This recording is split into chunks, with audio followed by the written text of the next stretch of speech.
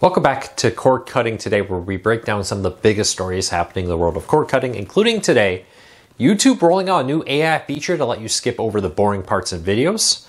Most Spectrum customers no longer pay for TV. And we take a look at 5G home internet, which one's right for you, break down some of the important things you need to know. These stories and a whole lot more coming up in a quick second, but if you want to find a link to each one of them so you can read them for yourself and come up with your own opinion, check out the show notes and in the first pinned comment. I'll put a link to each story there. I'd love to hear your opinion.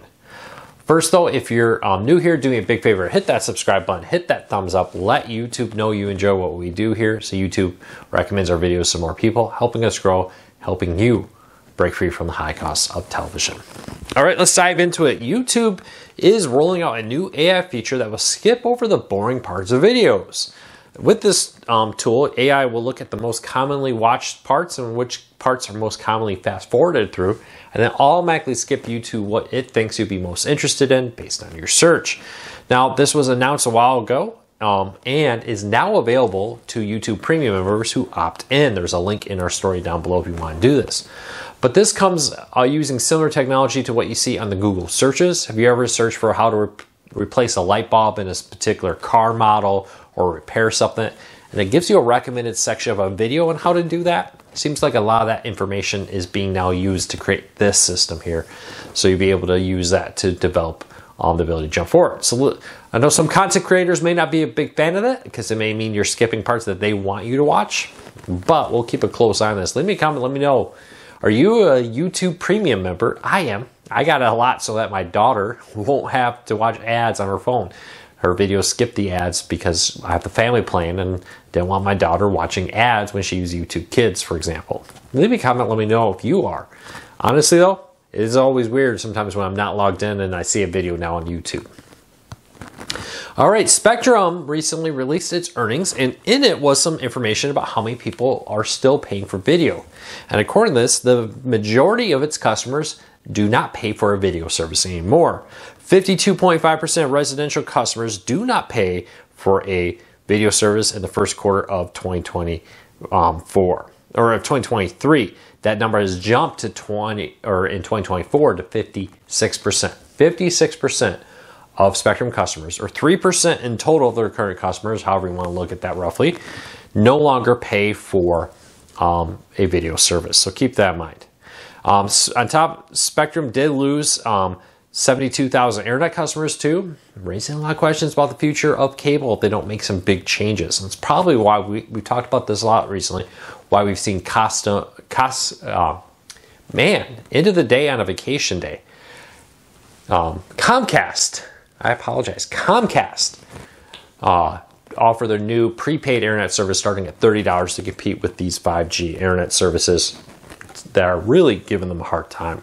Speaking of that, which one's right for you? Two of the largest 5G home internet services are T-Mobile and Verizon. They are in slightly different markets. There are some that have both. Well, actually, quite a few markets that have both. But if you've been thinking about which one to get, now we have a quick breakdown over at cordcuttersnews.com. And now I'll start this off with, if you're a Verizon customer, you may want to think about getting Verizon. If you're a T-Mobile, you may want to think about getting T-Mobile. Both have special pricing for customers who have their phone plans, especially with T-Mobile if you have a premium phone plan. But there are a lot of other differences, including T-Mobile having a soft cap of 1.2 terabytes where they may slow you down if it gets congested in your area if you go over that. But that's just a may. It may not necessarily happen. Verizon also has some different plan options there with different bundled rewards. T-Mobile has a plan now with a new mesh router that's slightly more expensive, a new improved Wi-Fi system with it. If you want to see all the different options, check out the show notes down below. I have a full breakdown of T-Mobile versus Verizon's 5G home internet. If you live in the state of New York and you qualify as a low-income family, you may be able to get internet soon for $15 a month. The New York State has required by law that internet providers now offer home internet for $15 a month. Many internet providers are very upset about this. They took it to court saying, hey, it will actually cost us more money to provide the service than $15 a month. The court has upheld it, told them they have to do this. Some companies have come out, but this will be rolling out soon unless any other legal challenge successfully delays this. Look for $15 home internet there. Now, this is not subsidized like other low-income internet service offers for that too. But let me know, would you sign for $15 a month internet?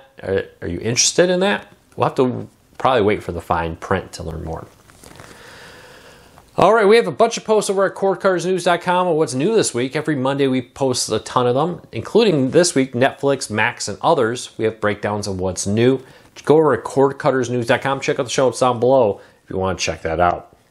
We also have a breakdown of everything coming to Tubi on demand this month. In May, they have a ton of movies and television shows available for free with ads there. Link in the show notes. Also, you'll find Max there with that. And lastly, we have a breakdown of all the new channels coming to Pluto TV. They recently announced their full list.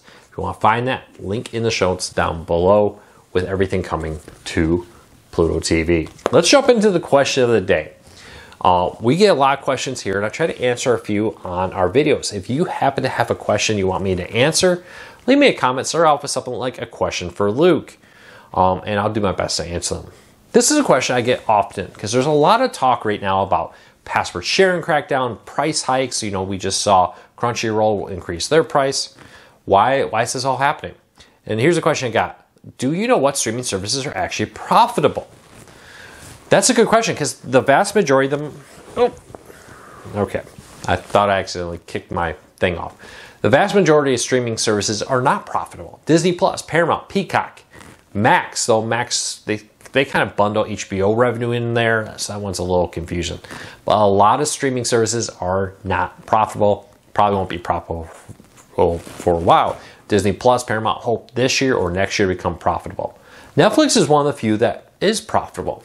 There's also questions around how much money others are losing. We know like Fubo is losing a lot, Hulu is losing a lot, but what about YouTube TV? What's their profit margins? What are they losing? For how long is Google going to be willing to subsidize that and keep it going? A lot of people want to know those answers. But as best we can tell, most live TV services are not profitable. What about Friendly? What about Philo? Don't know. They don't disclose numbers. There's a lot of question marks around that. Overall, though, most streaming services do not make a profit.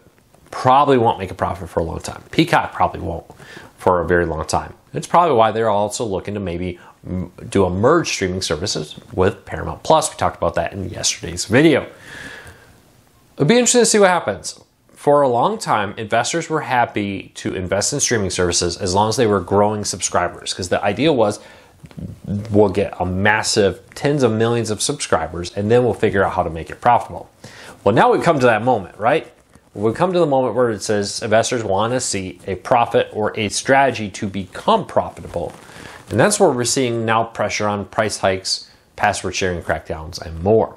I think a lot of services made a mistake of offering their products very cheaply to get subscribers, only to jack up the price later. I think that actually hurt them because increasingly we're seeing cord cutters ditch services. That's why we just saw Fubo lose subscribers. I think other streaming services will be lose them too, as many people are moving to cheaper free options with an antenna, Tubi, Pluto, the Roku channel, Freevee, and so many other services. We're seeing a growing trend of people move to free ad-supported streaming services. Have you? Let me know. Leave me a comment. I do firmly believe we will see a lot of the big ones become profitable in the next 2 to 3 years. Disney Plus, Paramount Plus, Max are probably all on track to become profitable in the next 18 months or so. Peacock, though, I don't know. They are definitely losing money, but a lot of that's because they're spending big. They're spending big to get Big Ten Network or Big Ten sports content, not the network, but the sports. They're spending big to have a bunch of the Olympics this summer be exclusive to Peacock. At some point, though, that has to translate into massive subscriber growth, and they're definitely lagging behind things like Paramount Plus, Disney Plus, and others in the subscriber numbers. We'll keep a very close eye on it, but that's the current status as I see it. I do think that some major streaming services, well-known ones, in a few years may not be here anymore just because they were never able to find a way to become profitable. Which ones? I don't know. It's a little too early to say because investors are still investing. But at some point, that spigot of venture capital money is going to dry out. That's it for today. I hope you have a fantastic day. Take care. Be safe. I'll be back again tomorrow with another video. I really do appreciate your support. We had a lot of new subscribers last year. I'll be back in the office next week. Until then, I hope you enjoy these videos. Take care, be safe. Thanks for your support.